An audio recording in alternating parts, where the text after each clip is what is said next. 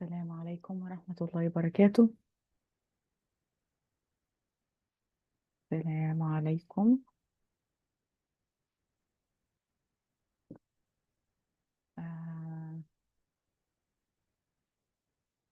I hope if you can tell me in the chat if the sound is okay, slides are okay, everything's working. If you can just confirm in the chat, I'd really appreciate it, inshallah. Assalamu alaikum wa rahmatullahi wa barakatuh. So we can start our workshop. Just confirm that the sound is okay. Sound is good. Jazakallahu khairan ya Hana. Okay, inshallah Rabbil Alameen. Today in this workshop, I know it's a very hard time for people to get together at this time. I know people are coming back from work and dinner and everything, but I thought I will do it before Ramadan. So I'm so sorry if the time is not the best time, but alhamdulillah, inshallah. So inshallah, we will keep the recording, hopefully do quick editing and put it back on the, upload it on the YouTube channel. But for now, let's start. What are we gonna be discussing? So inshallah, in this workshop, we are going to talk about how to increase the spirituality of our kids during the month of Ramadan and strengthen their sense of identity, their Muslim identity. We will also discuss, how to strengthen family ties and relationship through, shared activities and things that we can do in Ramadan that we cannot actually do, or a lot of it we cannot actually do, during the rest of the year. We are going to try to keep some of the practices that we will learn in Ramadan. And, while discussing those things, we are going to touch on some of the challenges that our kids face here as the minority in the West, inshallah. So with that, I'm gonna start, inshallah, our workshop. أعوذ بالله من الشيطان الرجيم. بسم الله الرحمن الرحيم. الحمد لله رب العالمين والصلاة والسلام على سيدنا محمد وعلى آله وصحبه أجمعين. اللهم علمنا ما ينفعنا وانفعنا بما علمتنا وزدنا علما يا كريم. Oh Allah, help us learn what is beneficial to us and help us benefit from what you have enabled us to learn and increased us in knowledge. Allahumma ameen.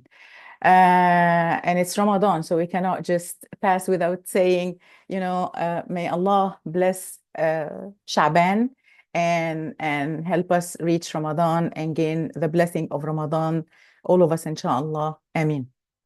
So without further delay, inshallah, I'm sorry. Go ahead and talk about these are the objectives for the workshop, inshallah. Strengthen our Muslim identity. And here I want to add something. Whatever we're going to discuss today is going to be it should be a continuation of what we've been doing from before, right? Because identity does not develop in 1 month. It's a long-term process, cumulative process. So whatever we've been doing before, Ramadan is a great time to build on that and strengthen it. But even if we didn't do it before, then Ramadan is a great time to start. So we didn't lose anything. Okay, especially Ramadan it's a great time because it's a long time, 30 days. Everything's changed in Ramadan, which creates a better impact than actually the rest of the year.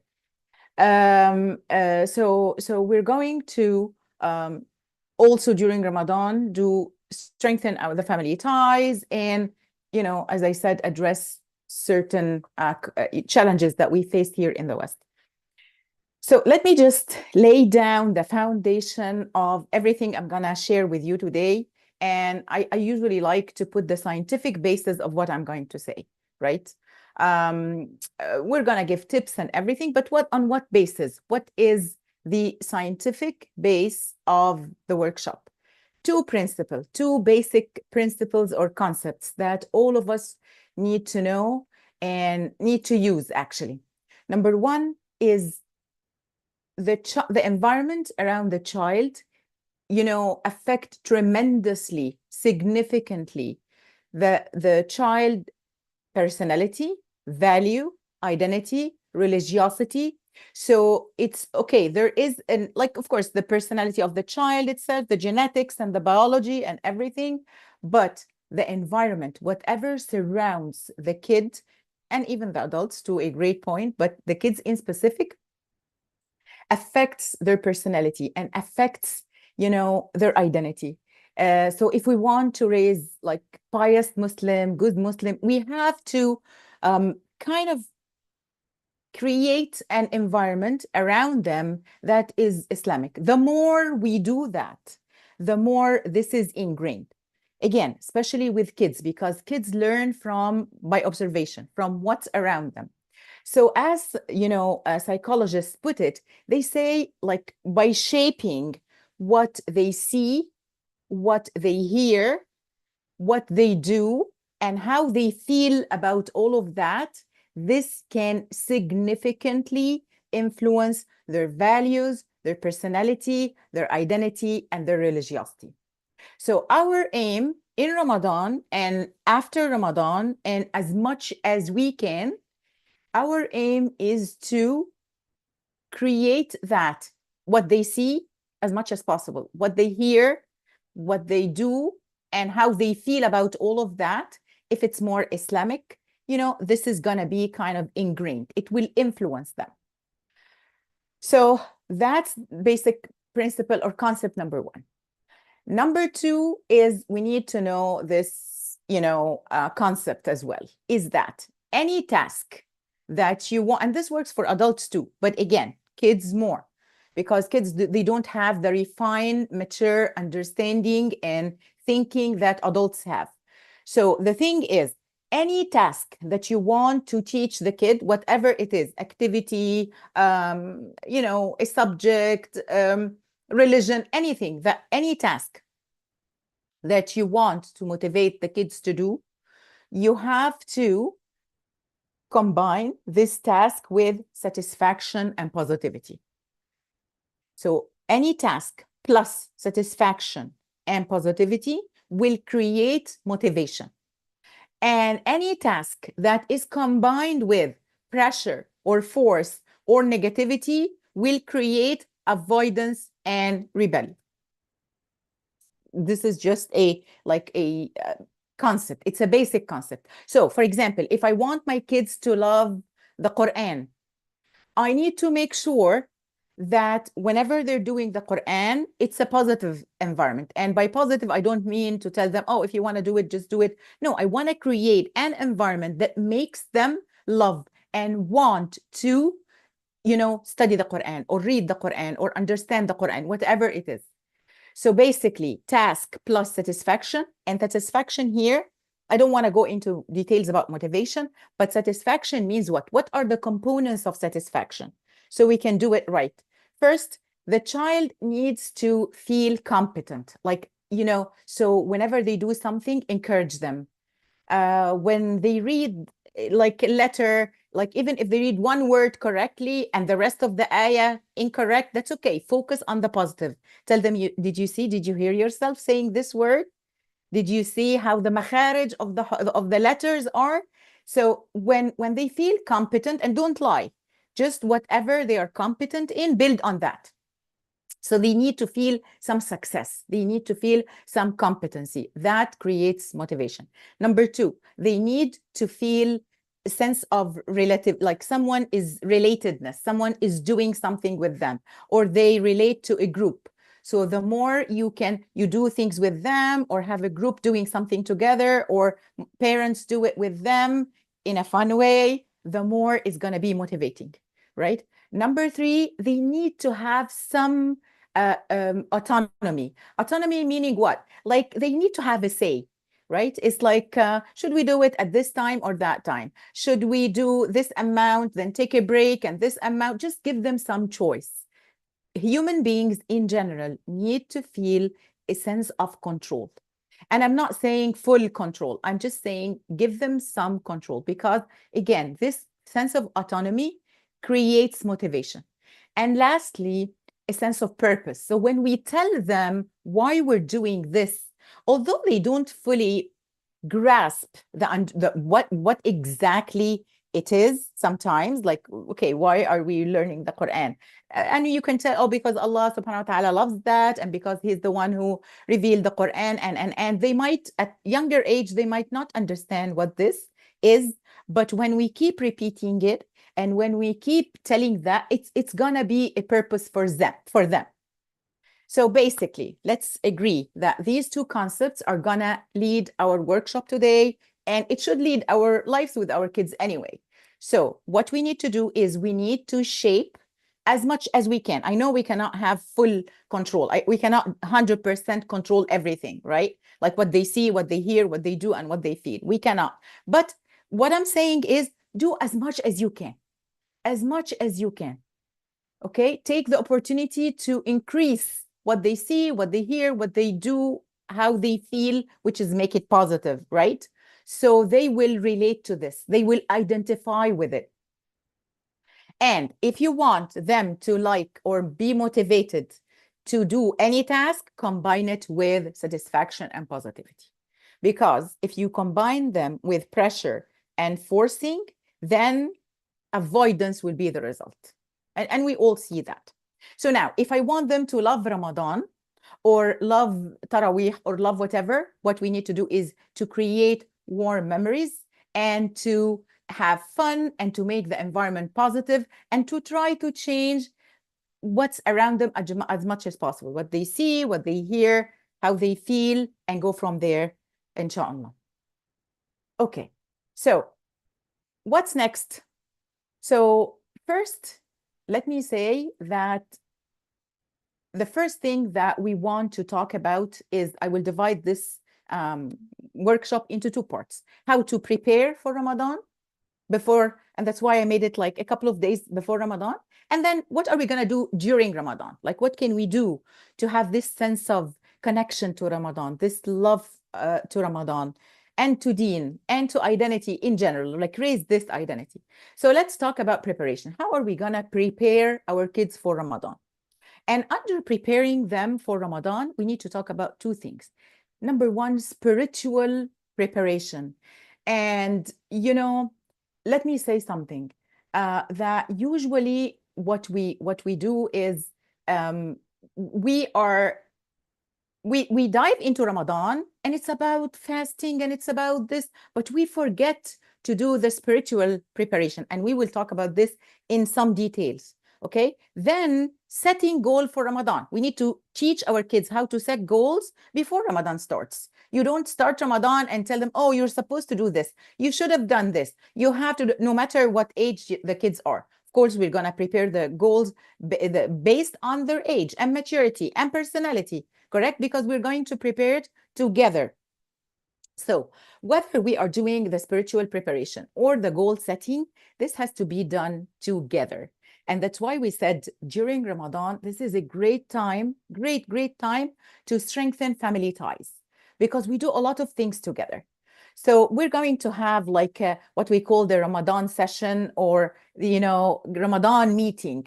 And it can be one or two, it depends on the age of the kids and you know, how long or how short the session will be. But get them together and tell them, let's sit and talk about Ramadan. Let's prepare for Ramadan. You know, let's see what each one's goals for Ramadan. You can have goals for the whole family. Like as the family, our goal during this Ramadan is this and this and this. And then let them do their own individual goals. Help them think this way. This is a skill. Setting goals is a skill that we need to teach our kids, not only at the beginning of Ramadan, but every, like, whether quarter or summertime and then school, before summertime, before school time. What we need to do is to teach them skills. We need to teach them how to set goals. Most of us, we just dive into something and we have certain expectations that we didn't talk about, and then we get upset because our kids are not like up to those expectations and they don't know what's expected and there is no plan. So we need to do that. Okay, so we will start with that. Okay, I tried to pack the slides for those who want to take pictures. Usually they're not that packed, but especially for to make it easier for people to just take like a screenshot or something. So the first thing is to cultivate the Ramadan mindset. So let me put it this way. Many parents, many of us, we focus on making Ramadan enjoyable. The ones who care about, giving the Ramadan spirit, they usually focus about, making our kids enjoy Ramadan. We focus on that. And we decorate and we give gifts and we do all of that. And that is great, absolutely great. But the problem is, without talking about the spirituality, without giving just a part about what is Ramadan, why do we fast? Is it about fasting? Or there's something else that we need to know. So without giving that, we are going to change Ramadan from a spiritual journey into a cultural event. See the difference? So when it's all about just zina and like decoration and gifts and food and festivities, which are great, we're going to give a lot of tips on that. I'm not saying to take this away. No, no, no. We need that for sure. But in addition to that, we need to give the spiritual meaning. What is Ramadan? Because all most kids know is that Ramadan is the time when we fast and then go play in the masjid, or sometimes our parents bother us to pray, many rak'ahs. So we don't want that to be the only thing they will come out with from Ramadan. So we need to add this kind of, spirituality. What is Ramadan? And I know we're not scholars, we're not shuyukh, maybe we don't know a lot of things, but but all of us know, alhamdulillah ya Rabb, certain, at least the basic, concepts or basic information that we can help them and teach them those information. Of course, age appropriate, depends on how old your kid is. So the way you talk to a 5 years old is not going to be like if you're talking to 10 or 13 or 15, right?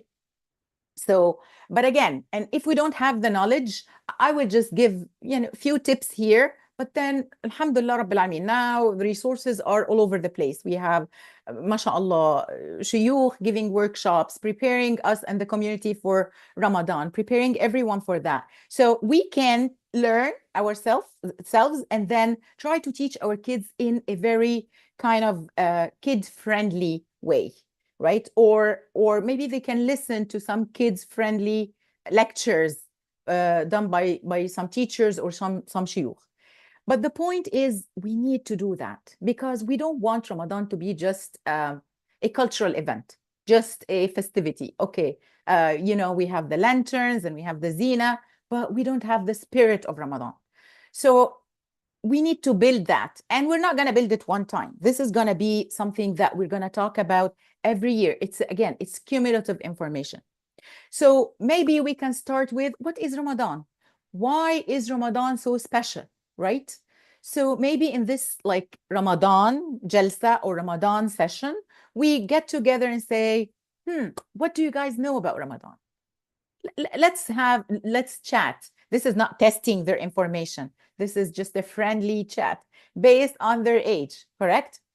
And then we create this discussion with them about what is maybe they heard one of the shuyukh saying something, maybe if they're in Islamic school, the school, like they did some, session about Ramadan. Let's have this discussion. It's important.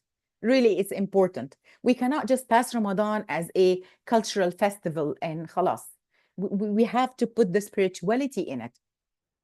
That is the month of spirituality. So we should not take it away from it. So we can start by saying simple things like, Allah subhanahu wa ta'ala favored Ramadan so much. Ramadan is so special to Allah subhanahu wa ta'ala. It favored Ramadan with 3 different things that are unique to Ramadan. Subhanallah. So we have Laylatul Qadr in Ramadan. You talk to them about that, which is better than 1,000 months. right? I'm not gonna give a lot of information, but just give them something. You're building their knowledge, you're building their spirituality, you're building their Muslim identity. They're knowing why they're fasting, right? ليلة القدر خير من ألف شهر. Okay, what else better than 1,000 months, right? Whatever deeds you do during this night, good deeds, it's as if you've been doing it for, thousand months, right? And then number two, Allah favored Ramadan with the Quran, the revelation of the Quran, which also happened in Laylatul Qadr, in Ramadan. And the third thing, that Allah prescribed fasting, right, in Ramadan. So Allah favored Ramadan. And then from that, we can start telling them how Allah subhanahu wa ta'ala, loves Ramadan, and how He gave us like all these opportunities to wipe our sins and give us good deeds, and those are some of the ahadith about, like, during Ramadan, when Ramadan comes, the gates of hellfire are closed, the gates of Jannah, paradise is open, and then the devils are chained. And you can have a discussion about that. We need to give them that. Okay. Then we can talk about how whoever fasts in Ramadan out of faith and seeking rewards, all his sins will be forgiven. And how those who will pray, like stand in prayer, also all their sins will be forgiven. And in Laylatul Qadr, and those are only some of the hadith. I just brought them. These are kind of hadiths that will be interesting, and you can enjoy discussing them with your kids. I don't have to go over them, but these are the virtues of Ramadan. This is why Ramadan is so special to us. And you said, this hadith, go search it, and they will bring it, make it interactive, right? But not only that, you can also play games with them, right? So for example, we can, and I will show you the games after we finish this. But the second question, why Ramadan is favored by Allah subhanahu wa ta'ala, or why it's so special, and the virtues of Ramadan, and how the Prophet sallallahu alaihi wasallam was like used to donate, was most generous in Ramadan, and why all of these, and whenever someone bother you, don't argue and don't say a bad word, just say inni sa'im, I am fasting. All of these are, can leave a mark in your kid's brain. So we don't want to take the spirit of Ramadan from Ramadan and just leave only the outside decoration, or which is great, we want it, we really want it, but add to it that portion, that part. Okay. Then the next thing that we can discuss to increase this spirituality is to ask them why we fast. Why do we fast? Why do you think we fast? Right? And we have the answer from the Quran. You can play a game with them, but then you will say, oh, لعلكم تتقون, so you can be mindful of Ramadan. Oh, believers, fasting is prescribed for you as it was for those before you. Here you can talk about like other people from other religions who also have fasting, although it's a different kind of fasting, but they also fast.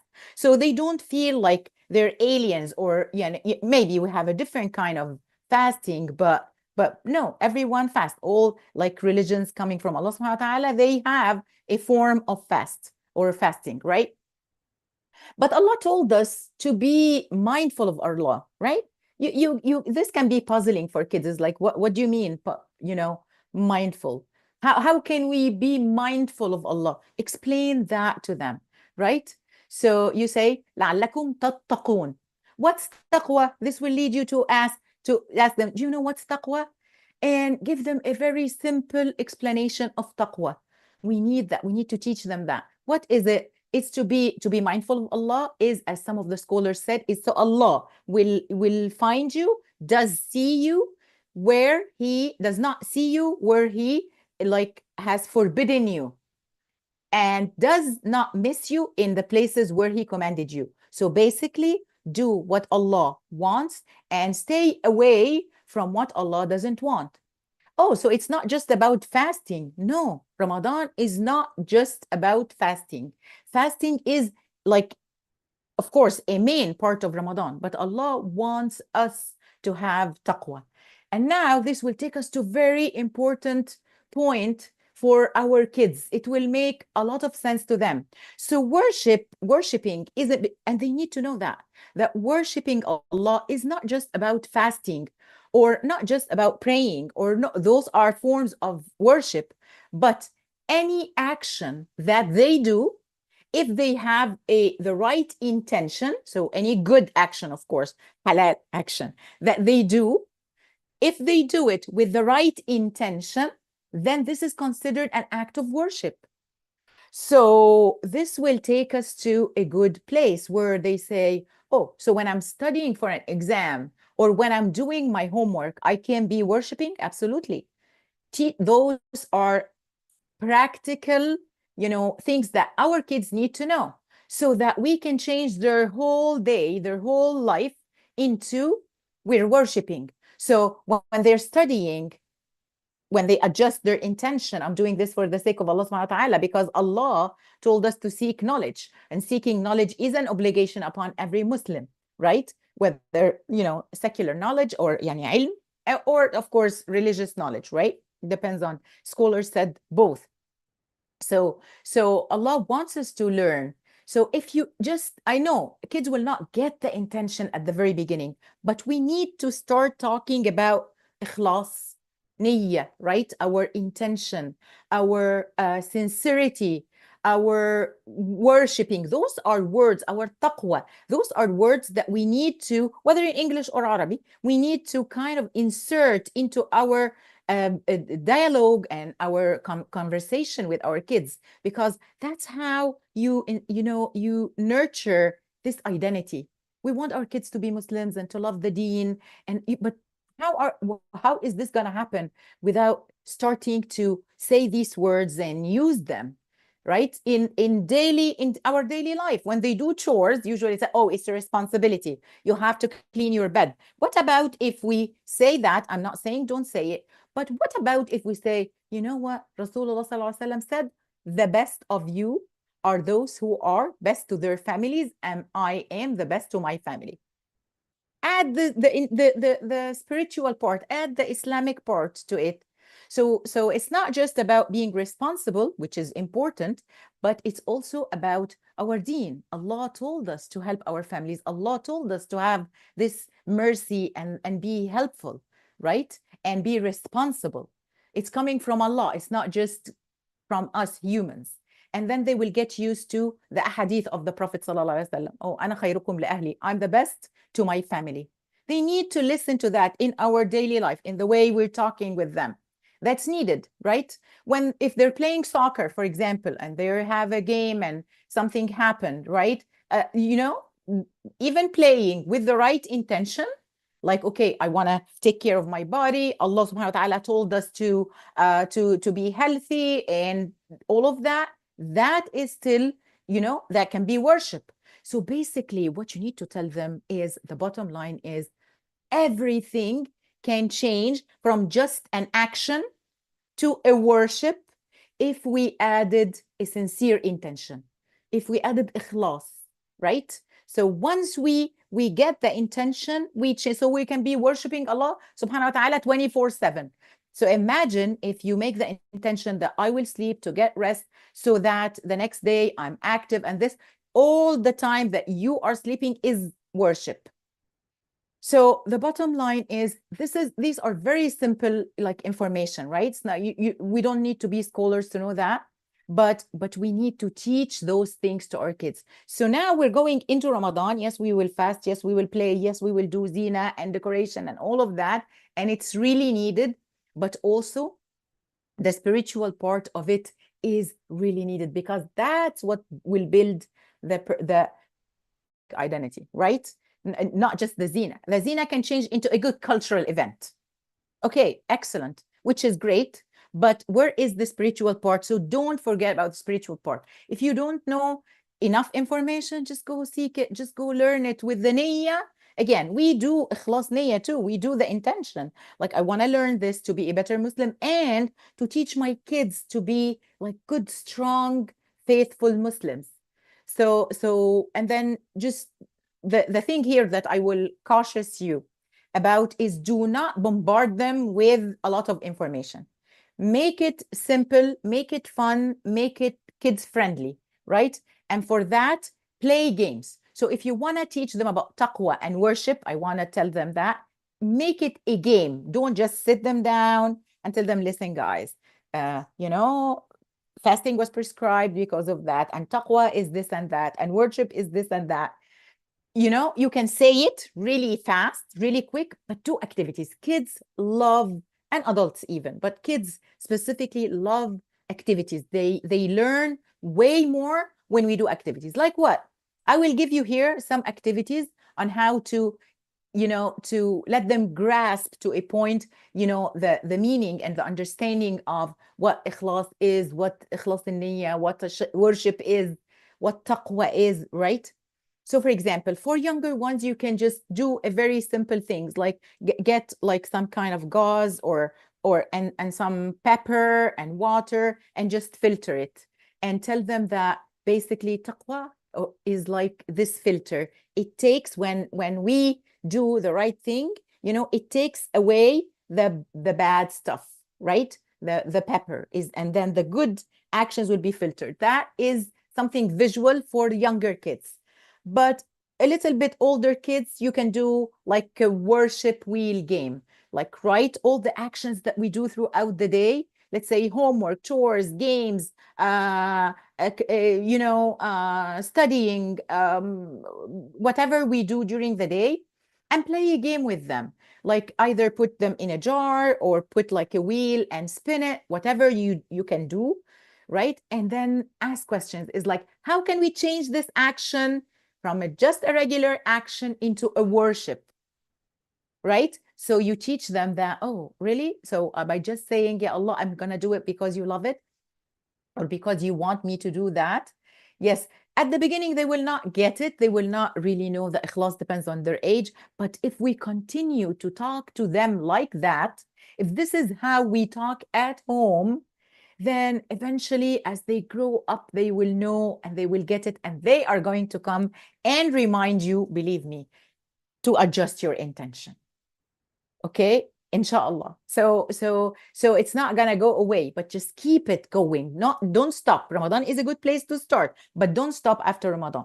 For little ones, you can do some role playing. For example, you can say, what if you were you know, you were in this hard test and then you found like your, you know, the student next to you writing the answer and you can cheat, you know? How is this taqwa? Is this taqwa? Right? Is this what can you do? What do you think Allah wants you to do that? Allah, you know, you can talk to them about real life things. What if, you know, if you say, and like when you say an unkind word, okay, have these discussion. So, you know, what if you say thank you to someone? Yeah, it doesn't have to always be bad. If you cheat, if you say bad thing, no. But yeah, let's just also, or actually do good, say good examples, and a little bit so that of the, you know, not very good ones, but do not say that you do that. Okay, what if someone, okay, because they might think that you're accusing them, especially if they are little, right? So try to tell them that and try to let them grasp the meaning. Of course, age appropriate, depends on their age.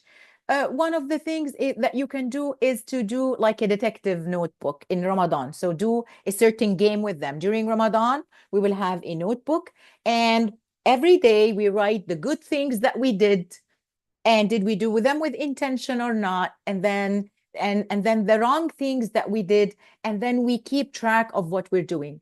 Or you can do a point system. A point system is like you can enumerate like 5 6 things, and you tell them that these are, like, they will put them together, and then you can tell them, you know, for everyone, if you do it, you get a point, and whenever you kind of accumulate like 10 points, or right, we can get like a gift or go drink something, or but let me warn you, you cannot use this system for everything. This has to be time limited to certain time and to certain tasks, right? Because we don't want to change them into just you know, everything is going to come with a bribe.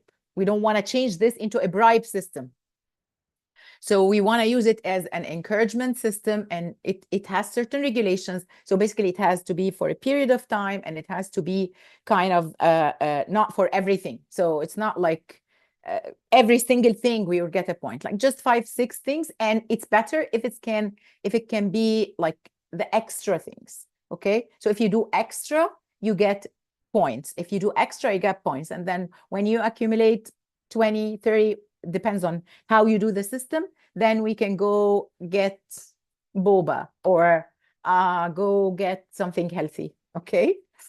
So these are things that we can also we can do Quranic hunters, like, go and find in the Quran the word taqwa or the word worship, and see what it's saying, and have a discussion about it. What is considered a worship? Why did Allah say taqwa here? This is for older kids, of course, not for the younger ones. For teens, you can have like a more deeper discussion, right? So you can give them examples, like if you heard your friend, gossiping, how would you respond? Right? And here you have to be very careful what you're saying, because you don't want them to think that you are calling their friends like gossipers, right? So pick something that does not have accusation in it. The point is not to accuse anyone. The point is to give like real examples of things that will be going around them, and let them think. Let their brain think. What is the right thing to do? Okay? Through a discussion, through asking, what do you think? I know it's hard to tell them, oh, stop gossiping. So, but what do you think we can say? How we can make it sound like kind, but still stop that gossip? What can you do to gain this taqwa of Allah subhanahu wa ta'ala, right?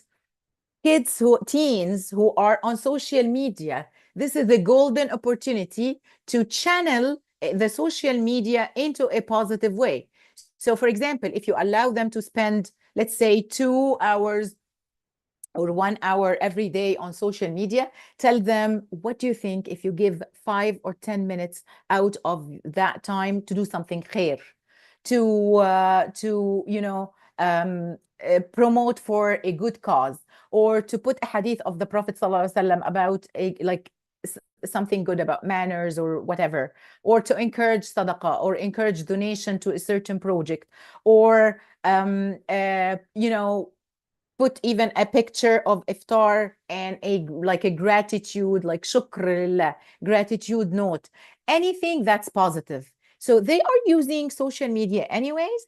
Try to help them think about, why can't I use it for something positive? Yes, we can entertain ourselves and everything, but we want to be mindful of Allah. We want to try to, and they're not going to get it like 24/7 from the first time. This is a process that needs to be built over time. But there's always a good place to start. Ramadan is a good place to start. And kids feel motivated because everyone's doing khair, everyone's going to the masjid. So it will be much easier if you want to motivate them during Ramadan. Okay, so those are just ideas, but the sky is your limit. Just think about other ideas. Ask the kids themselves, if they can come up with games that you guys can play. Go online and search, put your kid's age. Let's say your kid is 13, 14, 5, 6, whatever, and search games about taqwa or worship for this age. AI now does not give us like, yani, you don't have to do the regular Google search. You can go to any AI and just type it, and they will give you tailored activities based on the age and the goal of your search. So they will give you a lot of games that you can play that will change the dynamics and the interaction that you will have with your child. So that's the spiritual part that we need to add to Ramadan, okay? Number 2, goal setting. We need to teach our kids to set their own goals. Yes, we will help them because they don't know how to do it. So we will be with them. We will set goals together. This is kind of a template of some goals for Ramadan, for example. So we can say, Salah, what are you guys planning to do? There are the 5 daily prayers, but then there's Sunnah, Tarawih, Tahajjud. And put on the other column goals. They can set goal per day or goal per week. based on their age, maturity, and preference. So they will tell you, okay, if they're old enough, to pray the 5 daily prayers, okay. And this year they can say, okay, I will do 2 rakahs of Taraweeh or 4 rakahs of Taraweeh, okay. Let them put the fasting goals, let the Quran goals. Do they want to read? Do they want to memorize? Do they want to tafsir? Do they want reflection? They want to listen to like YouTube. They can set their own goals. For this Ramadan, I want to do tafsir, let's say Surah Al-Kahf, for example. That's my goal this Ramadan. Okay, let's set that and divide it by the weeks. Dua and dhikr. Okay, morning dua. What do I want to do? Sadaqah. What am I going to do? Acts of worship, acts of kindness, whether to family, extended family, friends, neighbors, the community, the masjid. Can I help in the masjid? Can I volunteer? All of that. So help them before Ramadan set these goals. They need that help. Okay. And this is not going to end by the end of Ramadan, and then we're not going to remember it until next Ramadan. No, goal setting should be part of every family's regular life. We need to be aware of what we're doing. We need to be conscious what our goals are. Why are we doing what we're doing? That's just to adjust the intention as well, right? So goal setting should be a regular part of our life. So we can do the long-term goal setting, short-term goal setting. We can do like I said, at the end of the school year, we can do summer goals. And then at the end of the summer, we can do school year. What am I doing during this school year? You can divide it into religious, you can divide in sports and, extra ilm or learning, health. You just put the categories and everyone set their goals, the long-term goals for several months, and then divide it into smaller, months and then weeks. So this is a skill. We can talk about this some other session, but this is a skill that you need to teach your kids. And Ramadan is actually a golden opportunity to start doing this. So they can do and then after they set their goals, they start preparing their daily schedule. So there will be a school daily schedule, school days, and then a weekend daily schedule. What time I will wake up for suhoor, pray fajr, prepare to going to school. Then when is gonna be my homework time? When is gonna be my Quran time? When is gonna be my whatever chores or something I do? When I will take a nap? Am I going to pray Taraweeh during weekdays if I have school the next day, or am I going to keep Taraweeh only for the weekend? Of course, all of this depends on the age, the maturity, the availability, right?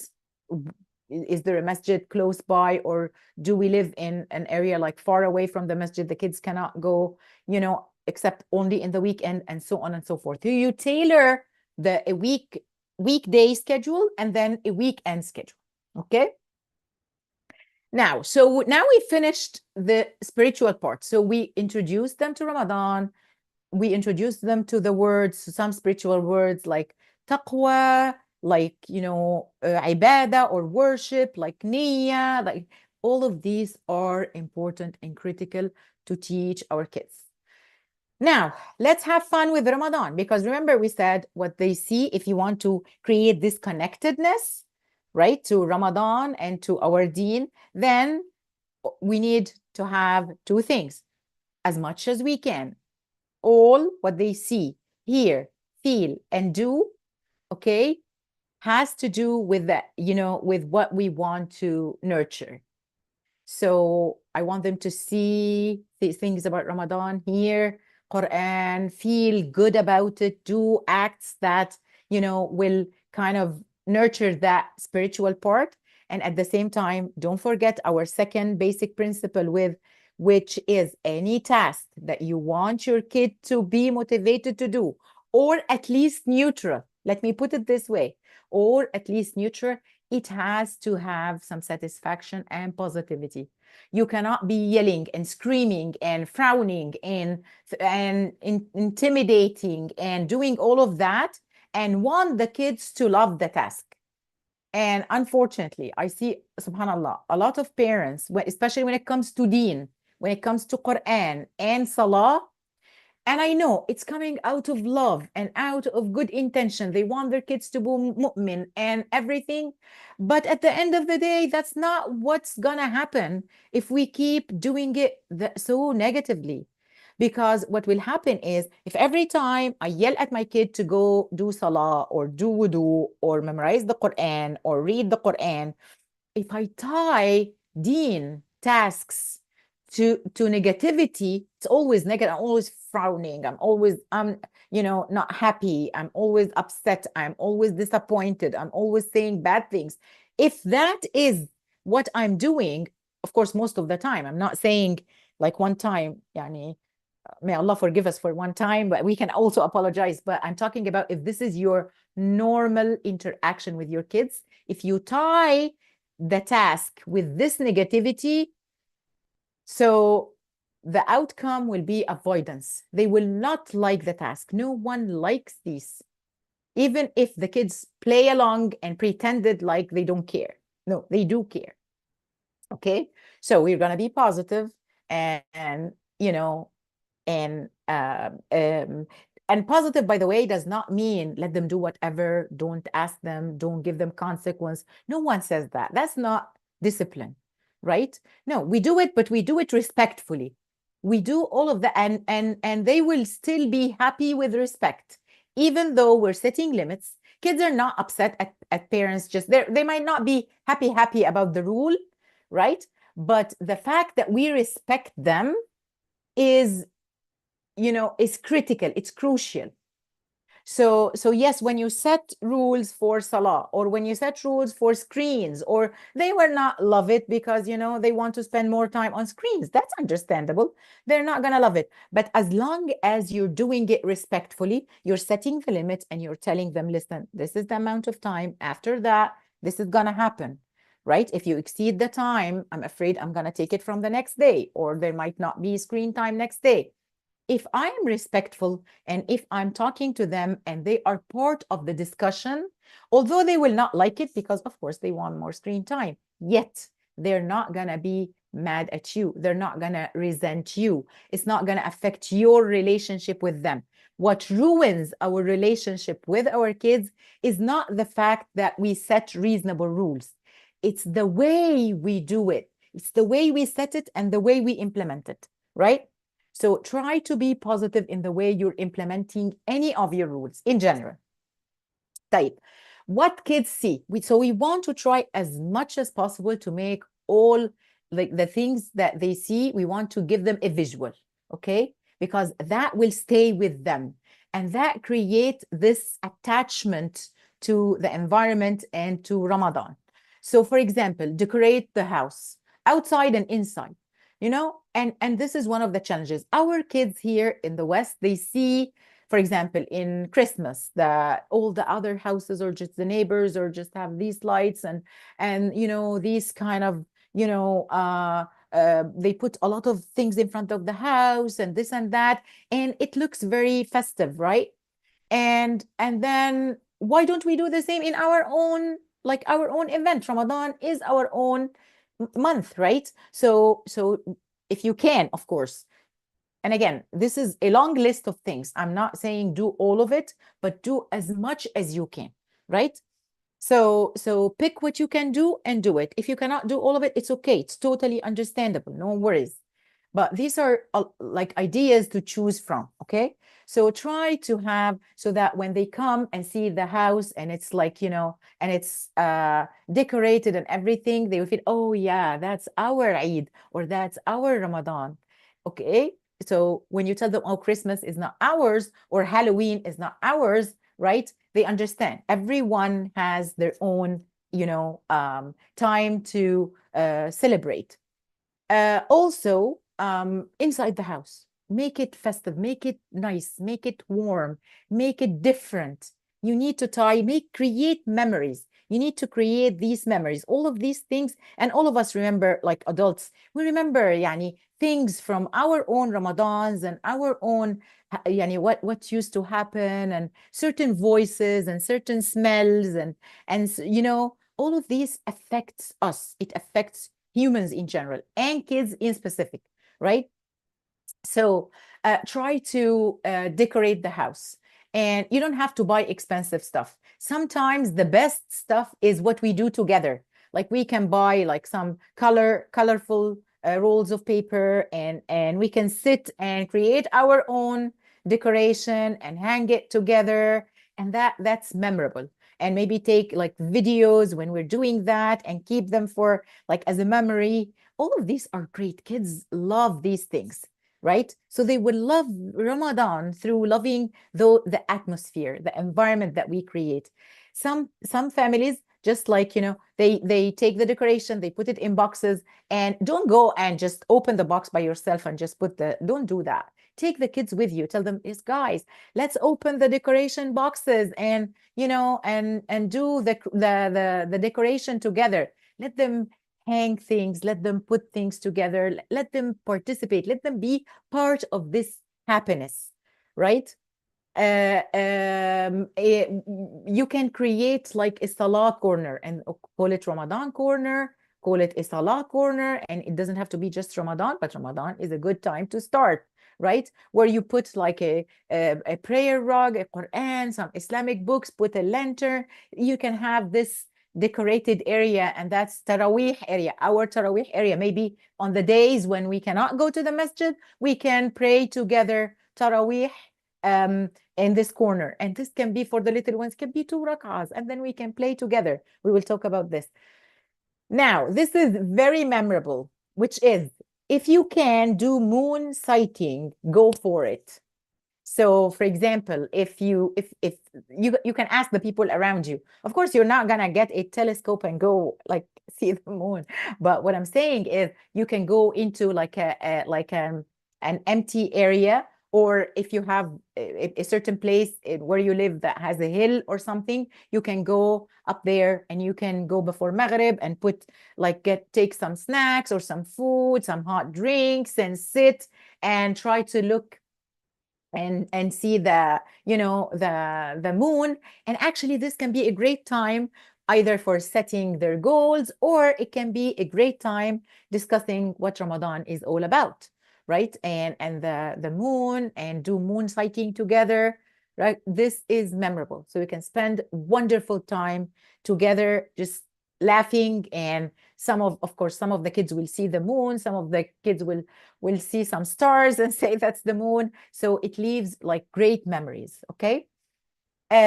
Keep visual reminders, like if you can put some Arabic calligraphy or some Islamic calligraphy, put like the goals, hang the goals that you prepared together, like the charts or the goals that you prepared in the rooms or in a board.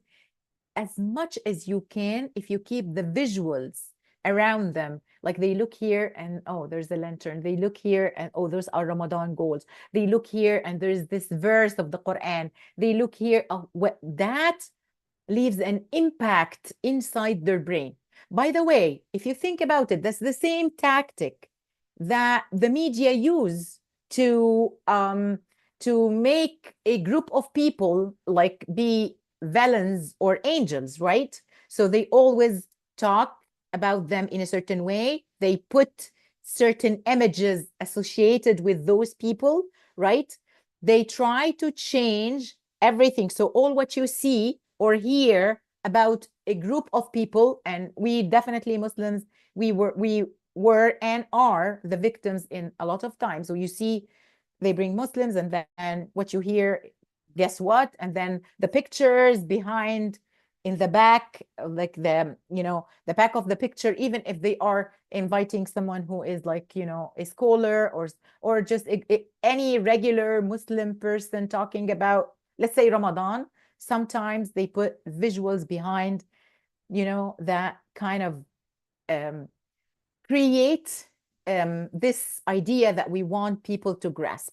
So basically, this is like a scientific understanding. When we change what we see, or what people see, what people hear, right? What people feel, if they're always scaring you of those people, you always hear something, you see bad pictures, then subconsciously you are going to classify these people as bad. طيب, let's use the science in our favor for a good cause. So if we can change what our kids see in a positive way, then it will be in their head, oh, like that's Ramadan, that's Islam, that's our deen. I'm always associated with that, right? So try as much as possible to make, even after Ramadan, keep certain things. Of course, remove the lanterns, but try to keep, like, put, for example, in your kids' rooms or wherever, put like pictures of kids praying, or their own pictures reading the Quran, or their own, keep those visuals. Visuals are critical, okay? Now, what kids hear, we want to influence what kids hear. Try, again, in Ramadan and even after Ramadan, keep always nasheeds or tawashih or songs, Islamic songs in the background. Like Ramadan is coming, so go on YouTube, try to get, like, to figure out like some songs that are celebrating Ramadan. Now, alhamdulillah, there are a lot of resources. You can pick songs and play them in the background, in the house, right? Let them play. So yes, maybe the kids are not listening now, but they are in the background. So it's going in without feeling it. All of us remember certain, like, anashid, songs, certain things that we used to hear when we were younger, right? And it sticks, subhanallah, and it gives this feeling. And when you hear that again, you know, it gives you a feeling, not just you feel something. So try to do that. Sometimes it's great to, like, when they're like doing the arts and crafts, you know, play an Islamic song in the background, play a Ramadan song in the background, play, if you have, like, if we're quiet, play the Quran, let the Quran be like play kind of in the background during the day. Of course, if we're not talking, or if we're talking, put du'as. Keep something running, as much as you can, of course, that has spirituality and deen and dua in it, that influence the kids without even feeling it, okay? What else can we do? Adhkar, dua, agree together to listen to a certain, like, to some episode. MashaAllah, our shuyukh are very active, whether Arabs or in English or Arabic. Pick the ones that your family likes and say, listen, this year we are going to sit and listen together to this podcast or this program with Sheikh so and so that we all agree to, and do something. Let them listen. The more they see, the more they hear, the more they will be affected. Remember that. Remember this principle. Now, what they feel, we want them to feel positive about things, right? So you want to create this spirit of Ramadan, right? So what would be better than surprising them with a gift for Ramadan? And a gift can be, you know, one of the things I'm going to tell you for Salah, you know, you can buy a thawb, you can buy like a abaya or something to go to the masjid for Taraweeh, or a scarf, or a new prayer rug, or, you know, the whatever, or a regular gift. It doesn't have to be like specific for deen. Any gift, just give them, you know, again, that is a challenge. They see kids getting gifts in Christmas, they see, and I'm not saying we have to do equally the same like others. I'm not saying that. But we are encouraged actually in Islam to give gifts to our kids, right? Especially in Eid.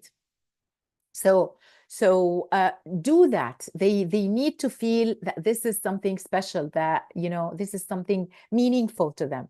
So you can surprise them by a Ramadan gift. If you don't want to bring Ramadan gift, at least do the Eid. Yani. There's the Eid gift. Don't skip that. Okay. Let them participate in preparing the menu. Okay. Yeah. What are we gonna eat the first day of Ramadan? What do you guys want? And if they don't agree on something, maybe you can say, okay, the first day I will do this, the second day we'll do this, third day we'll do this, right? Make it feel special. If they're older, let them prepare the meals with you. They can do meal prep, okay? One of the things that leave a great impact is hosting iftars. If you can do that, right? If you can host iftars in your house and agree. Yani one of the things that I used to do with some of my friends is like we agree, like, and it's infectious. Like once you start doing iftar, then other friends will do iftar, and then every week, at least, like we are like visiting each other, doing iftar together. The kids are together, they're playing, they feel it's different because that's not the norm, right? So Ramadan can be so different by just doing you host once and then your two other friends will host, so every week they will go to one of their friends, right? Or take them and go for, don't skip the masjid iftar. I know sometimes it's busy, sometimes this, sometimes that, I totally understand, but don't skip it because it gives also a feeling, right? If they like it, of course, right? Take them and go. Today we're going to make to eat iftar together with our brothers and sisters, and you sit and you play and you have fun and you eat together. That is important, okay? Your neighbors, you can one of the things that is very helpful also is to prepare gifts, or like small gifts or cards, like for your neighbors or their friends at school, right? Especially if they're like not in Islamic schools, if they go to regular schools, then that would be good to give a gift or give like a card talking about Ramadan, so that, and that's one of the challenges is, as a minority, sometimes kids feel no one knows about them. Sometimes they want to hide their identity. So one thing that can get them excited and happy is to take gifts to their friends and their teacher, and you yourself communicate with the school and educate them about Ramadan. Now everyone, subhanallah, knows about it in a way or another, but communicate and let the teachers know, and even to give some flexibility sometimes if your kids are still young and they started to fast. So all of that, giving gifts and talking to their friends about Ramadan or to their neighbor, give them that confidence and that, identity. Okay, yeah, I'm Muslim. Yeah, I have this Ramadan, I have Eid. So that also helps, right? So all of these are things that we can do in Ramadan that makes them feel good, feel different. Okay. Now, what they do, and that's going to be basically implementing the goals that they set. Remember, any ibadah or anything that we agree or they set in their goal chart need to be age appropriate. Don't overload them. I know parents want their kids to be the best and do everything great, but just be realistic, have realistic expectation, okay? And it should be engaging and it should be achievable. These things are important, okay? So like what? Fasting. Let's talk about what they will do. Fasting. What about fasting?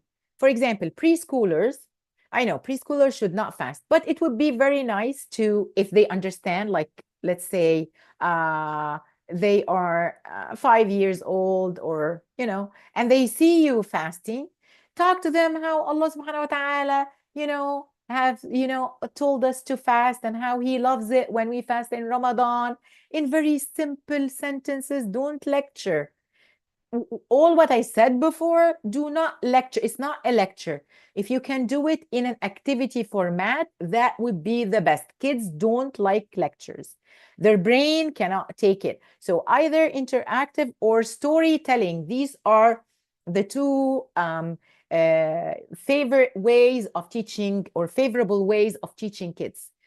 Either say stories, say stories, and examples of the Prophet or Sahaba or whatever, and make it more interactive. Okay. طيب.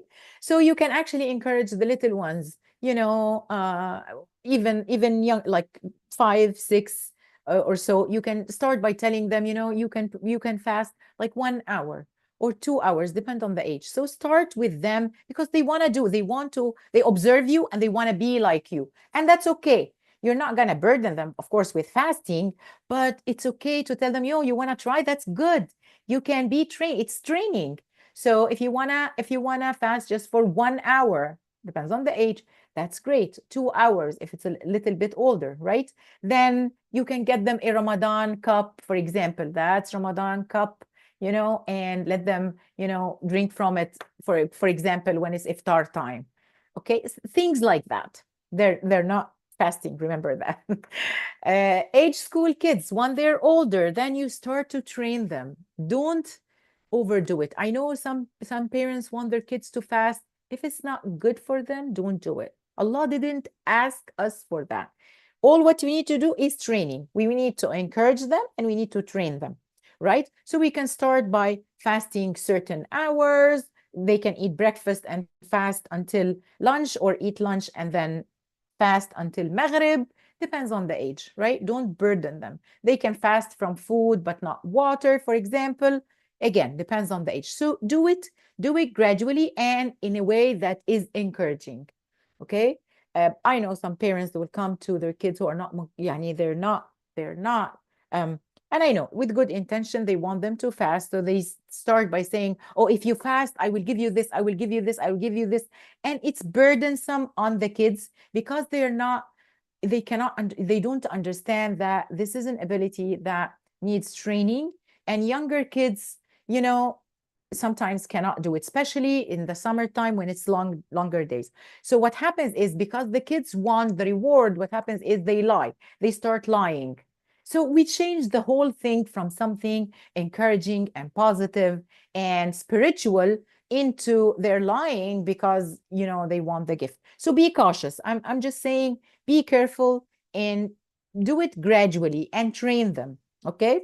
For the teens, of course, they're fasting. So we need to make sure that we hydrate them. They need to, eat sahur and, make sahur memorable if you can. I know it's in, I know the time is really, people are just drained, but again, all what I'm saying is as much as you can. Some people, sahur is the main meal. They care about it so much. So if you're one of those, then that would be memorable.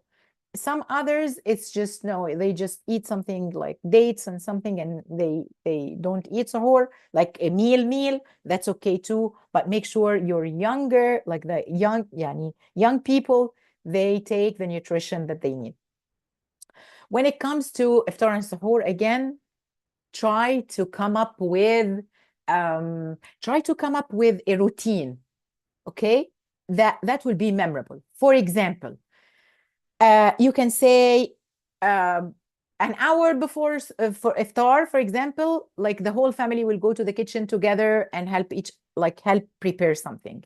Like someone will do the salad, someone will do sandwiches, someone will do this, someone will set the table, someone, you can give them roles, right?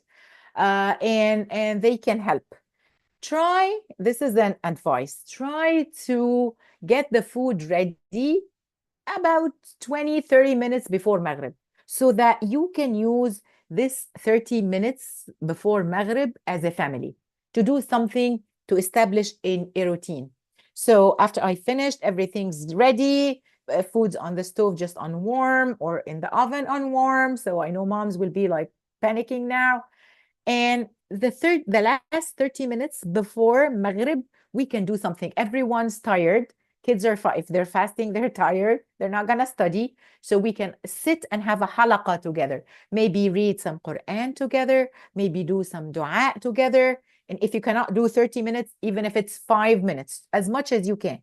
So you can do, مثلا, 10 minutes of Quran and then 10 minutes of dua until iftar time.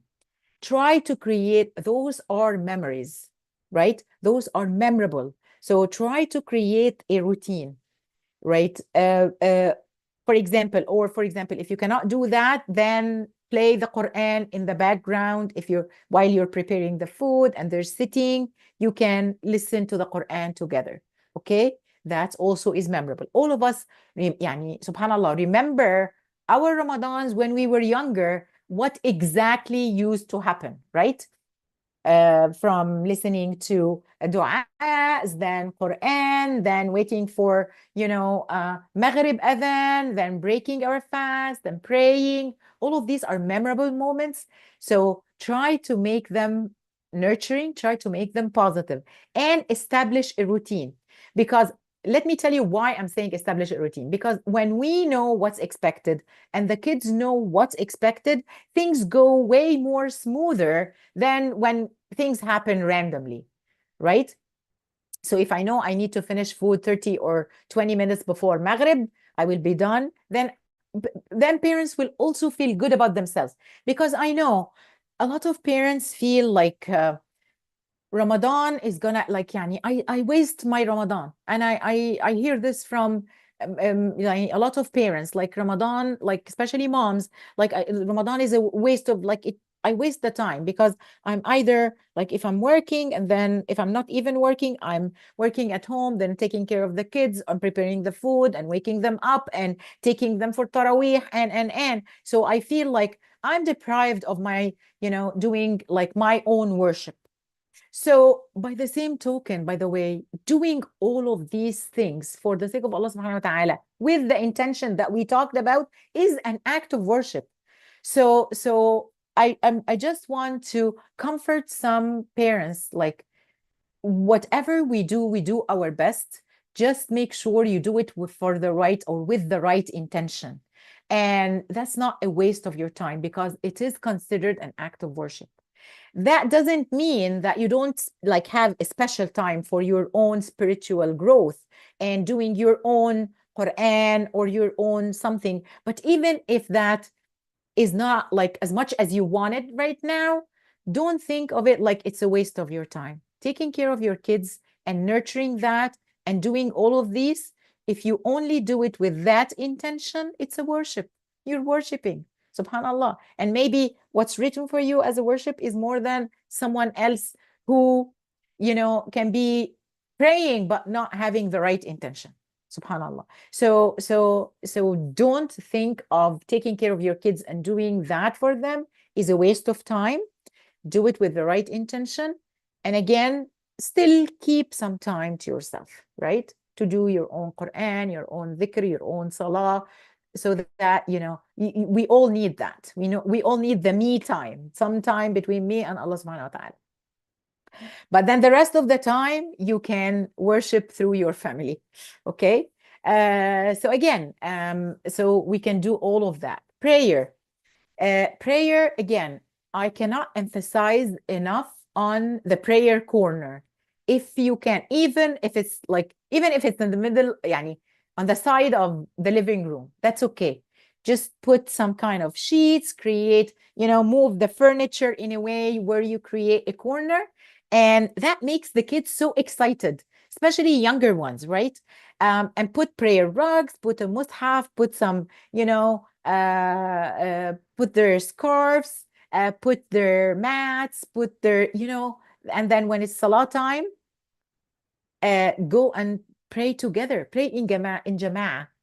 Ya jama'ah. Pray in jama'ah.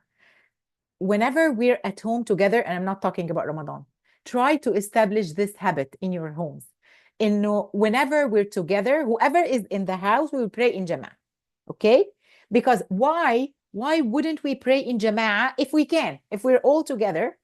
So if two are together, pray in jama'ah. If there are three, pray in jama'ah. Four, whoever is available. Yalla, let's pray together.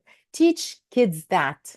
Praying in jama'ah has like way more reward than praying by yourself. And this way they will learn from you. So they will learn, right? And for some parents, they will make sure that their kids are praying, right? Without yelling and screaming. And at the same time, you create this family bond, this family time. Okay? One of the most important things that is missing from a lot of families is raf'ul adhan. Like, we don't do adhan and iqama in our homes. So start doing that.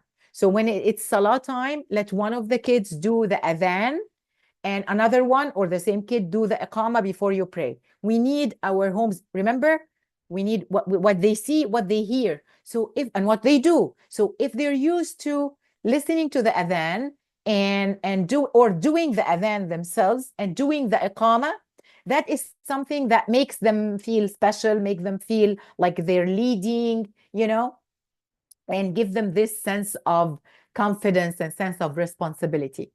And of course, if they're not available, like keep the the adhan alarm. If you can buy one, then mashallah, there's a lot of them now. You can just get one and let them listen, let them hear the adhan. This is one of the things that they can hear. And the adhan, they will hear it 5 times a day. And if the adhan is going, then they can do the iqama. If they are home, you can stop the adhan and one of the kids do the adhan. This is important, ya jama'a.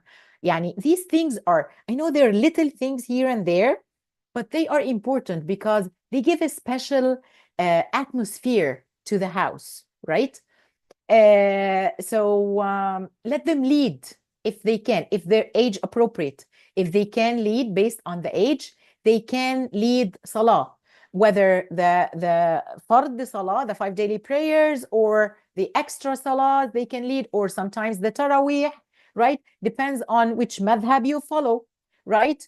Let them lead whatever you can allow them to lead. Leading the salah makes them make it not just go do salah. No, you are the imam. You're the one who does the adhan, you're the one who does the iqama, you're the one who leads the salah. So these things are really important for kids, for their identity, for their love and attachment to the deen, right? But again, we have to do it in which way? In a positive way. If you're going to yell and scream, don't do it. Don't. So this is something that should be done in a positive, satisfactory ways. Like, yalla, you're our imam. Yalla, I love your voice when you do the iqama. Or I love how you have khushu'a when you're reading the Quran. Or I love your sound, how your makharij when you're reading the Quran. Say the real things. Don't lie. Everyone has something, has a strength. Point it out and encourage them, okay? For the younger ones, just play the salah song. Right now, mashallah, they have a lot of songs. These things were not there when when our kids were growing up, subhanallah, alhamdulillah, right? So we had to sing the songs ourselves. But now we have a lot of resources, so use it, okay? Teens should be leaders. Teens should be leaders, whether boys or girls. Boys will lead the whole family. Girls can lead with the mom, can lead with, siblings, right? So this is important. Taraweeh. For Taraweeh in specific, of course, Ramadan is fasting and Taraweeh. These are the 2 most memorable things about Ramadan, Taraweeh and fasting, right? So what about Taraweeh? Taraweeh, if you have a masjid, if you have masajid around you, a lot of masajid, try to choose the masajid that has programs for kids and for youth. What do I mean by that? Like some masajid, mashallah, they have like a special program for the youth and for the children. So they let them, for example, pray 4 rak'ahs, then they go and do some activities. Some of it is spiritual, some of it is just playing and having fun, right? Some masajid even go further and they have their own youth taraweeh. So basically they have a whole youth program where Taraweeh is just for the younger ones. So they have their own program. They pray a certain number of rak'ahs, then they do some activities, and these are memorable. So if you have such masajid, go to these ones. Even if they're a little bit further away from where you live, it's worth it. So masajid which have programs for the kids and for the youth, take your kids to those ones, okay? What if not? What if the masjid have just the Taraweeh for adults? Then create a plan with your kids, okay? So for example, you agree, like we're gonna pray, let's say 4 rak'ahs, and after that, we're gonna go and get something, drink something, do something that's nice, do something that's memorable, do something that, they will always remember it, right? Either we're gonna go home and play a game, or we're gonna go get some drinks or whatever. Have a routine, okay? And then adults can, after the kids go to sleep, if it's of course school days, like weekdays, then they can continue the rest of their Taraweeh at home, right? If possible. So that is something, that create this spirit of Ramadan. If they're older and they're gonna pray the whole thing, then make sure the whole Taraweeh, then make sure you do something after Taraweeh. Just go get something, go play for 10-15 minutes together. Of course, that will be probably, or most probably, in the weekend, right? If there's school the next day. What if there's no masajid close by? Like, some people live in areas where the nearest masjid is like a couple of hours away. And especially with school days or like weekdays, they cannot go. So create your own masjid at home.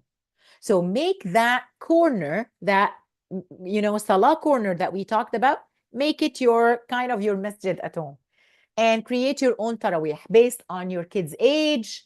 If you have little ones, they can pray 2 rak'ahs, play together, let them go to sleep, and then you continue with your tarawih. Okay. If they're older, let them lead. Let's say they will pray 4 or 6 rak'ahs, and then they're gonna go to bed, and then you are going to continue with your tarawih, right? So create your own style. The thing with kids, this is the critical part, is tie salah with activities based on the age. It can be after 2 rak'ahs. Little ones, you can alternate like 2 rak'ahs and play, then 2 rak'ahs and play, if they're young. Older ones, they can pray 4 and then do activity. Older 6 and then do activity. The point is, make it fun. So they will pray, they will get the spiritual element of it, but then make the memories through having this fun. Not only memories, but identity, because if they're playing in the masjid, that is identity thing. If they're playing with other Muslims in the masjid, that will reinforce the identity part. Okay. If it's at home, it's still reinforcing that we're Muslims, we do this, we pray that, and then as a family, we will play together, which will reinforce the family ties and the family bonds. So it's all khair. Yani, whatever you can do, just do it, whatever the situation is, inshallah. I'tikaf is another fun activities that kids love. Okay. But if you are planning to take your kids for i'tikaf, here's my advice. Plan ahead. I know some parents, they just wait until it's the time when they're going to go i'tikaf, they grab the kids and go, and usually it turns into a nightmare because the kids are not ready. They don't know what to expect. Kids are kids, they want to play. And if you don't give them any structure and you don't tell them what's expected or set some limits and guidelines, they would just want to play the whole time, which is understandable. So if you're planning to go to i'tikaf, that is a fantastic idea. If the masajid around you are doing i'tikaf and they allow you, so that's perfect. But based on your kid's age also, you have to decide on the number of days. How many days? It can be 1 day. It's okay. So if you have little ones, 1 day is more than enough because it can be exhausting for you and for them. If they're a little older, you can do 2 or 3 days, depend. And here you teach them about Atikaf and the Rasul and the Sahaba, and teach them the virtue of the last 10 days of Ramadan and talk about it. You can actually do that through an activity in the masjid while you're doing Atikaf. And if the masajid around you are facilitating kids Atikaf, this would be amazing because then they can do activities telling them all these things. Doesn't have to always come from us parents, right? So agree with them ahead of time that you're going to go to the masjid, for example, on those 2 days. We're going to be 25 and 26, or 26 and 27, the night of, 26 and 27, for example, or in the weekend if they go to school. And this is what's expected. Prepare goals for the atikaf. For example, we're going to be praying in Jama'ah. We're going to read the Quran, let's say, half a page, a juz, depends on the age, and then plan for that, plan for all of that, write it down, okay? So they know what to expect, what's expected. And then when you go to i'tikaf, try to find a masjid who does an i'tikaf activity, like activities for the kids. If not, then you and a couple of friends try to prepare like an activity for your kids together, right? Because kids want to play. You cannot just take kids and tell them to shush the whole night, like 24/7 for 2 days. And I totally understand. You don't want to disrupt other people who are making atikaf, but at the same time, you need to understand that these are little kids. So either go to a kids area or a kids corner where the masjid allow kids to be, and then create your own activities, right? So at the end of the day, you want to come out from this as a positive thing. Yeah, kids view it as like a mini camp.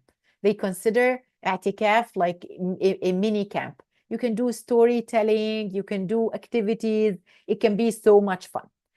Okay? Quran. Quran is one of the most important things, of course, in Ramadan. But let me tell you something here. Quran doesn't have to always be ختم القرآن, because we have certain understanding as adults is like Quran means in Ramadan we have to read the whole Quran and do khatm. It doesn't of course, if they can do that, that's great. I'm not saying no, but what I'm saying is sometimes, for example, the kids do not want to read, they just want to memorize a surah or two. So this Ramadan, for example, I don't want to read the Quran. I just want to memorize, depends on the age, of course, a surah or two. That's my goal. That's my Quran goal for Ramadan. It's okay.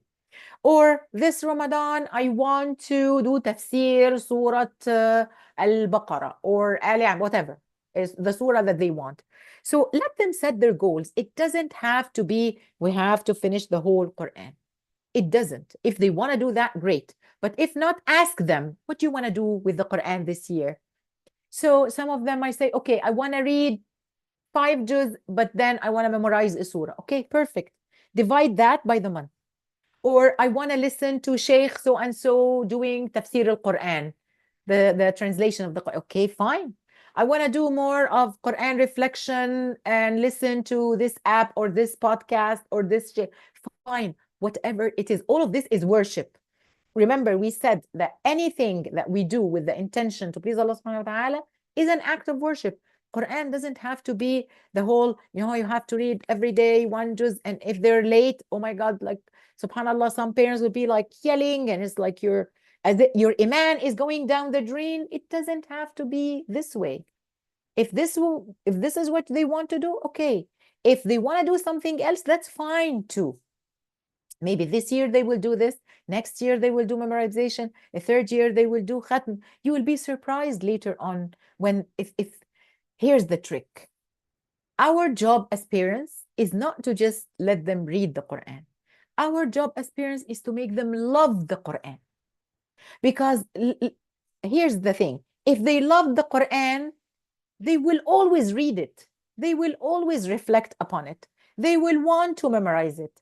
They will want to do more. But if we keep pushing and pressuring and yelling and screaming, okay, once they're old enough to say no, back off, they will do that. So what did we gain? Nothing. So let's try to understand that my goal is for my kids to love the Quran, to love the deen. So anything that's related to the deen, I have to approach it with positivity. And again, don't get me wrong. I'm not saying don't let them do anything, leave them just, to have fun. No, we want to teach them the deen, and we want to put some rules and regulations, but we do it respectfully, we do it positively, we do it the right way.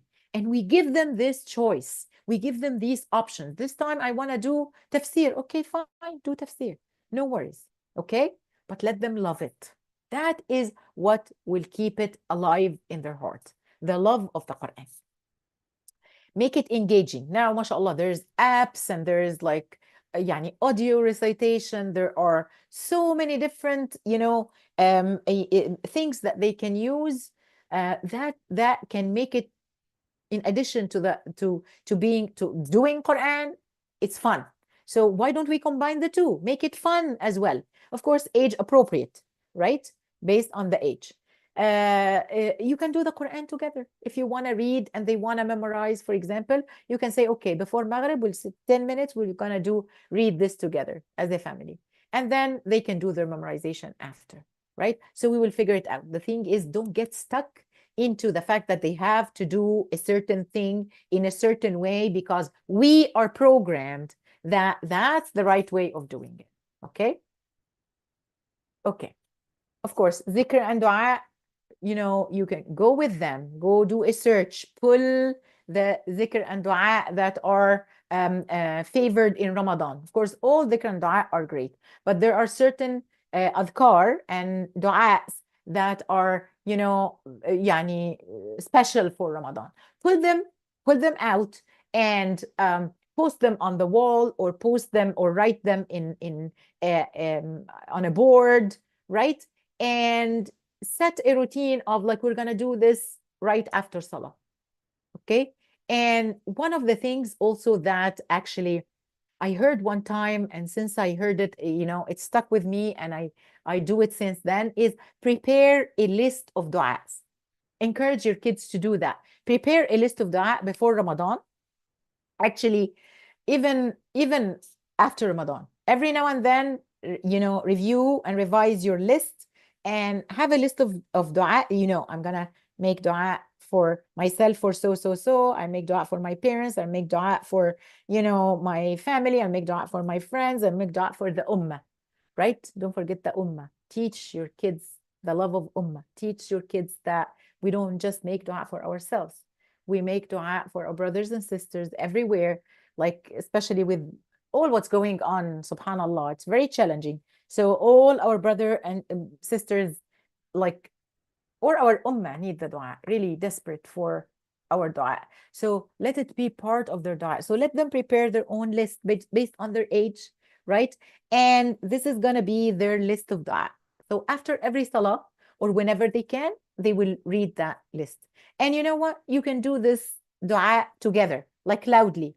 So alternate the dua. So if you're praying in jama'ah every day, one is going to be leading the dua. They can read from the list, no matter what their age is, and tell them, no judgment, just say the du'as, okay? And we're just gonna say Ameen. So all of these are encouraging. It creates those bonds. It creates this love. It creates these ties to the family and to deen, right? Charity and acts of kindness. Of course, Ramadan is the month of generosity, the month of sadaqah. One of the great ideas, yani, I have a lot of ideas here for those who wants to take a screenshot or something, but is the charity jar. Create like a box and agree on, in your Ramadan meeting with your kids, have this meeting and agree on, choose a charity that you are going to contribute to. So say all like the donations that we're going to do, one or two or three charities, whatever, right? Part of it is going to go to this. Make them part of that. This is how they will learn to, later on in life when they're older, to do that. They want to see you doing that, and they want to participate with you. They want to be part of the process. So make them part of the process. That's how they learn, and that's how they become responsible. No, your kids go to your room. Me and Baba will donate. No, bring them and tell them, this year we have those options. There's this option. What do you guys think? And tell them about different options and educate them and let them like buy into that. And maybe they will donate some of their allowance to that cause. And when it's time to give the donation, let them go with you. So if you're donating to the masjid, let them take the money and put it in the masjid box, right? Or if you're donating to a food bank or to any charitable project or any institution, let them come with you. There are great projects that you can involve them in, like, folding clothes and collecting cans of food and donating it to food banks, or or getting clothes and cleaning it and putting it, and donating it to like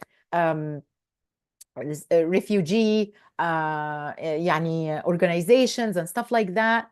Make them do it themselves, right? Our kids need to be part of that. They need to prepare it themselves. Don't just treat them out. All their job is to eat and drink and do their homework and maybe and play on the screens.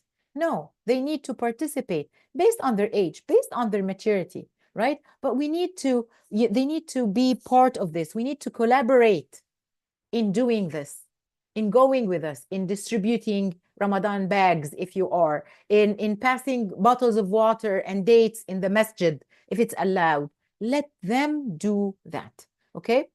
One of the great ideas also you can do is like having a gratitude tree or a gratitude wall where every day, you add one leaf or just one piece of paper. You can write, what are you grateful for, and stick it to that wall. Of course, cover the wall first, right? I don't want moms to be upset at me. So cover the wall with paper. Then maybe you can draw a tree, and then every day you stick like a leaf saying like, today I'm grateful for that. So Allah subhanahu wa ta'ala give me that, or I want to thank my mom because of that, or my sister because of this. Keep that spirit going. These are some of the things that we need to even continue after Ramadan. Now, finally, family attitude. And that's going to be my last slide, inshallah. Basically, what's in it is, we need to lead by example. You cannot be telling the kids to be generous and pray and do all these kind acts and read Quran and you're not doing the same. Or we sit over on the phone and gossip sometimes. Or we're all the time scrolling on our social media and we tell them to limit the time, right? So we need to lead by example, because guess what? That's how kids learn. Kids learn mainly by observation, right? They observe and they imitate. That's why we need to lead by example. Also, one of the big problems that sometimes parents have is, in Ramadan specifically, for some reason, people feel they're stressed. Their temper is kind of not controlled. They yell, they scream, they're tired. Understand, glucose is just going up and down, and sometimes it affects our mood, but we cannot let that take control, especially if we're teaching our kids to be kind and if we're teaching our kids to be nice. We cannot be saying that and then we yell and scream whether at home, just with the kids, or in general. So let's be, as much as possible, try to work on that. So if this is something that we know we need to figure it out before Ramadan. What can we do so we decrease the level of stress, or we kind of stay more calm during Ramadan, right? Encourage our kids. Whenever they do something good, always encourage them. Celebrate their wins. Celebrate the first 3 hours of fasting, the first half day of fasting, the first ayah of the Quran, the first anything, or even the second and the third.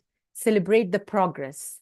We need to have this mentality, because kids need to and again, I'm not saying praise the person or praise the effort. We need to praise the effort that they're putting, even if the results were not achieved, but the effort is what we care about. We need to encourage that, right? That's a better word than praise. So we want to have, if you don't do family meetings, Ramadan is a great time to start doing family meetings. It's critical. Just go read about family meetings and start doing it. Maybe the first family meeting would be to prepare for Ramadan. That would be an amazing start for family meetings, right? So with that, we can, take care of all of these. I know I give you like a big list of things. Do as much as you can. whatever. You don't have to do all of that. No one can do all of that, but just do like few things that you think is relevant and important for your family, considering your kids' age, maturity, and personality, right?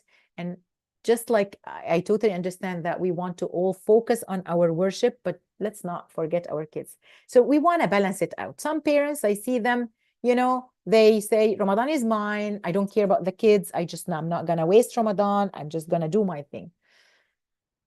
Your kids are your thing as well. This is worship, like we said. So no, we need to include our kids. At the same time, I see some parents do the exact opposite. It's like, you know what?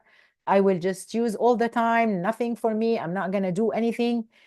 No, we need to do both. We need to have like some time for ourselves, even if it's a small time. Yani, if you have a lot of kids, and they need most of your time, that's okay. Keep just some time like for you to improve your spirituality, some time between you and Allah, just alone, right? But then don't forget your kids, because who's going to teach them? You are their teacher, you are their coach. So inshallah, and all of this effort is going to be considered worship for you. Not only that, but inshallah ya Rab, you will see it as the fruit of all of this effort and work that you've done. Inshallah, you will see it yani in your kids when they grow up, and you say alhamdulillah, it was worth every second of it, inshallah. So may Allah bless your families and bless your kids, and Ramadan Mubarak to all of you.